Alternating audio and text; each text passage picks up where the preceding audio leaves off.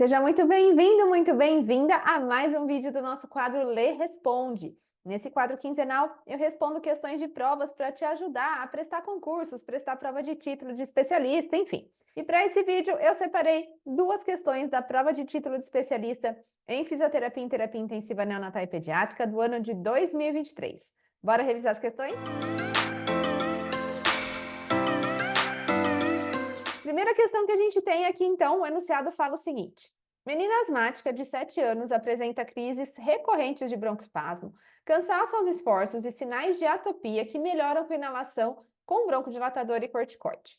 Não faz acompanhamento com pneumologista e numa dessas crises deu entrada no pronto-socorro do hospital, chegou com desconforto respiratório importante, taquipneica com uma frequência de 38 inspirações por minuto, frequência cardíaca de 123 batimentos por minuto, saturação periférica de oxigênio de 86% em ar ambiente e ausculta pulmonar com sibilos inspiratórios e expiratórios difusos. A conduta mais adequada e a justificativa seria: bom, primeira coisa que a gente tem que pensar, essa paciente está numa crise de asma, está fazendo broncoespasmo. E aí, qual que vai ser a conduta do fisioterapeuta? A gente sempre precisa avaliar o paciente funcionalmente, fazer uma avaliação cinético-funcional e entender quais as alterações funcionais que esse paciente apresenta. Claro que a fisiopatologia vai ajudar a gente a entender, mas a gente tem que entender o que está acontecendo naquele momento para saber se a gente vai conseguir atuar nesse paciente ou não. Nesse caso, o paciente evidentemente está fazendo uma crise de broncoespasmo, é uma paciente asmática.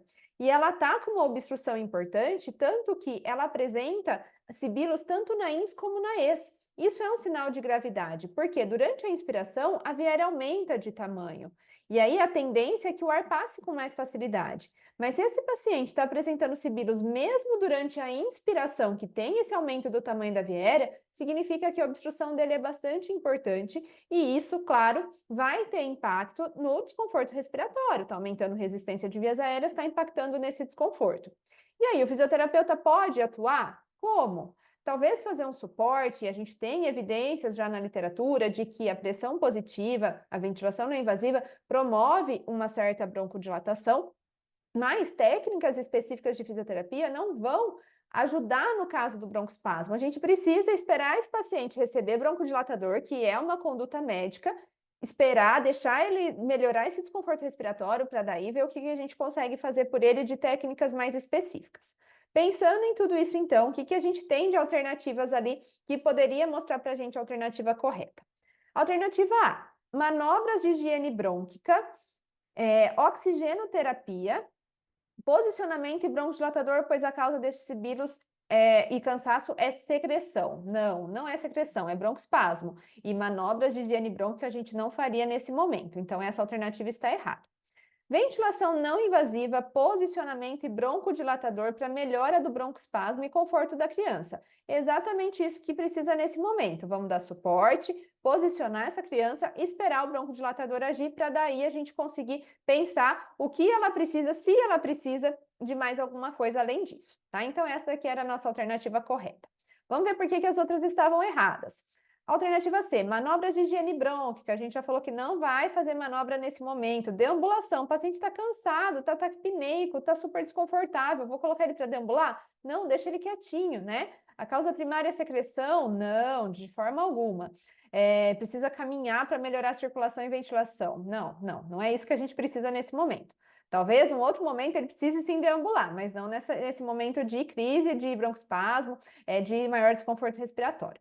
Manobras de higiene brônquica, a gente já, como tapotagem, meu Deus do céu, não, de jeito nenhum, né? Já começa aí falando de tapotagem. Imagina o paciente está ali numa crise de broncoespasmo, a gente vai tapotar o paciente para deixar ele mais irritado, piorar esse broncoespasmo, piorar a reatividade brônquica, não.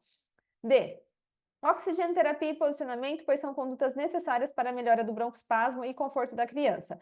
Aqui, para o broncoespasmo, a gente não vai só fazer oxigenoterapia e posicionamento. Não são essas as condutas necessárias. Ela precisa de broncodilatador, então espera o broncodilatador, né? Posicionamento, oxigenoterapia e broncodilatador, pois a causa desses sibilos e cansaço é a atelectasia. Também não, a gente já viu que é broncoespasmo. Então, nossa alternativa correta era mesmo aqui a alternativa B, tá certo? Vamos para outra questão? Nessa questão, o enunciado falava o seguinte: Nas doenças neuromusculares sem complicações respiratórias, a oxigenação pode ser indicada com muita cautela para corrigir a hipoxemia, que está mais relacionada a nos pacientes com doenças neuromusculares, nós temos uma questão restritiva por conta da caixa torácica, dos músculos mesmo, né? É questão músculo-esquelética. Então, por conta da doença neuromuscular, o paciente apresenta uma fraqueza muscular importante e não consegue gerar volume, não consegue fazer uma boa capacidade respiratória. Então, nesses casos, o que a gente vai indicar muitas vezes é a ventilação com pressão positiva, porque só o oxigênio não vai melhorar o problema. Lembra que o oxigênio o que vai fazer é aumentar a diferença alvéolo arterial de oxigênio. Só que se o paciente não tem músculo, não adianta eu simplesmente aumentar aqui a diferença alvéolo arterial de oxigênio, né? Eu preciso ajudar ele a gerar volume. E muitas vezes ofertar oxigênio em excesso, esse paciente não vai melhorar e pode até ter complicações relacionadas a isso.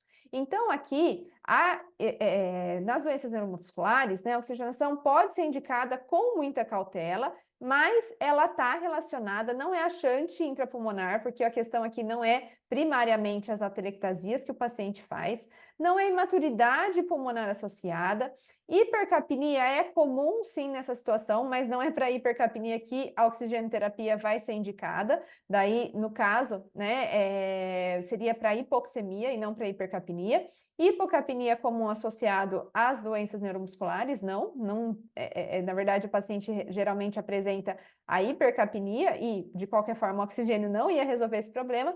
Portanto, a nossa alternativa correta é a alternativa B, falava hipoventilação pela fraqueza muscular respiratória, tá? Por isso que muitas vezes os pacientes com doenças neuromusculares fazem hipoxemia, e aí a gente tem que indicar com muita cautela o oxigênio, porque primariamente o que ele vai precisar realmente é ventilar, é de pressão positiva, certo? Então, fico aqui com essas duas questões, espero que eu tenha te ajudado a responder. Daqui 15 dias nós temos novamente esse quadro com mais questões resolvidas. Te vejo na próxima, até mais!